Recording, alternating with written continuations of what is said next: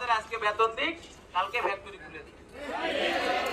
আমরা কাজ করব, আমরা এত এত শ্রমিক, আমরা কোথায় চাকরি পাবো? এখন হঠাৎ করে চাকরি আমরা কোথায় পাবো? মূল পয়েন্ট আমাদের এটা। আমরা চাকরি করতে চাই, আমরা আইসি কর্মস্থানে চাকরি করার জন্য, আমরা বাড়ি থেকে আইসি, আমাদের সবার ফ্যামিলি আছে, প্রত্যেকটা লোকের মা বাপ। আমরা গত 2 মাস ধরে বেতন পাচ্ছি না। এটা সবাই একটু চুপ থাকি, তাহলে শুনতে পাবো, ঠিক আছে?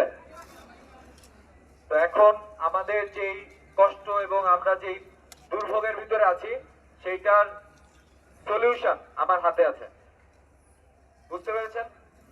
এখন আপনাদের যে দাবি দেওয়া, অগাস্ট মাসের বেতন এবং সেপ্টেম্বর মাসের যে মাসটা চলছে এটার বেতন, ঠিক তো? আমি এই কাগজ ধরে আপনাদেরকে বলে দিচ্ছি এবং কথা দিচ্ছি যে আপনারা আপনাদের যে ন্যায্য পাওনা, সেই টাকাটা আপনারা অবশ্যই ইনশাল্লাহ ফেরত পাবেন, ঠিক আছে? সরকারের পক্ষ থেকে স্পষ্ট প্রজ্ঞাপন দেওয়া হয়েছে যে আপনাদের যে অগাস্ট মাসের যে বেতন আপনারা পেয়ে যাবেন।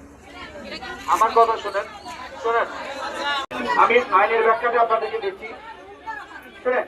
আমাদের আইন কি বলে, আমাদের আইন কি বলে সেটা শুনেন। কোন কোম্পানি যদি স্থায়ীভাবে বন্ধ হয়ে যায়, সেই ক্ষেত্রে ওয়ার্কাররা ছাঁটাই জনিত বেনিফিট পাবে। কি বলছি?